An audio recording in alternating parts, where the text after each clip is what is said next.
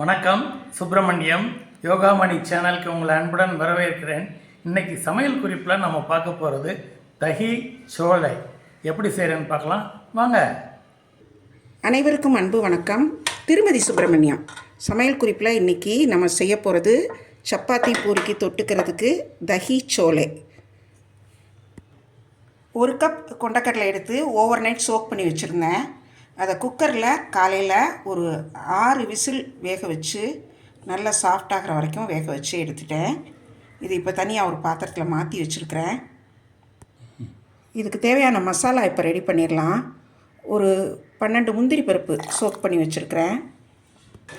3 பச்சை மிளகாய், 1.5 ஸ்பூன் மிளகாத்தூள், 1/4 ஸ்பூன் மஞ்சள் பொடி, சீரகத்தூள் இதையும் இந்த மிக்சியில் இந்த முந்திரி பருப்போடு சேர்த்துறேன். கரம் மசாலா 1 ஸ்பூன், மல்லித்தூள் 1.25 ஸ்பூன் இதையும் இதில் சேர்த்து முதல்ல இதை அரைச்சிடலாம். இதோட உப்பையும் சேர்த்தே பேஸ்ட்டாக அரைக்கிறேன். முதல்ல இதோட இஞ்சி பூண்டு பேஸ்ட் ஒரு 1.5 டீஸ்பூன் சேர்க்குறேன். தயிர் எடுத்து வச்சுருக்கிறேன். இதில் வந்து ஒரு 1.5 கப் இந்த மிக்சியில் இருக்கிற மசாலாவோடு சேர்த்து பிளெண்ட் பண்ணி எடுத்துடலாம். அடுப்பில் அதே ப்ரெஷர் பேன் வச்சு எண்ணெய் ஒரு டேபிள் ஸ்பூன் அளவு ஊற்றிருக்கிறேன். சீரகமும் பெருங்காயத்தூளும் இதை இதில் போட்டு வெடிக்க விடுறேன். கொஞ்சம் கருவேப்பிலை, தக்காளி ஒரு 1/2 கப் அதை இதில் சேர்த்து நல்லா குழைய வதக்கிடலாம். தக்காளி வதங்கிடுச்சு. இப்போ இந்த அரைச்சி வச்ச கலவை மசாலா அரைச்சி அதோட தயிரும் சேர்த்து பிளெண்ட் பண்ணி வச்சுருந்தோம் இல்லையா, அதை இதில் நான் கலந்துடுறேன். இது எல்லாம் சேர்ந்து ஒரு கொதி வரட்டும். வீடியோ பார்த்துட்ருக்கிறவங்க இது வரைக்கும் நம்மளோட யோகாமணி சேனலுக்கு சப்ஸ்கிரைப் பண்ணலைன்னா சப்ஸ்கிரைப் பண்ணிக்கோங்க. எங்கள் வீடியோஸ் எல்லாம் தொடர்ந்து பாருங்கள், லைக் பண்ணுங்கள், ஷேர் பண்ணுங்கள். நல்லா கொதிச்சிருச்சு.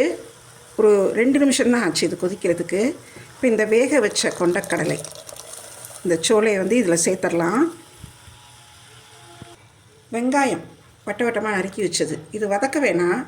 இந்த பச்சை வெங்காயமாகவே இதில் சேர்த்து கிளறப்போ இதோட ஃப்ளேவர் வந்து கொஞ்சம் நல்லா டிஃப்ரெண்ட்டாக இருக்கும். இதில் சேர்த்து நல்லா கிளறி விட்டுடலாம். நல்லா கொஞ்சம் கொதிக்கட்டும்.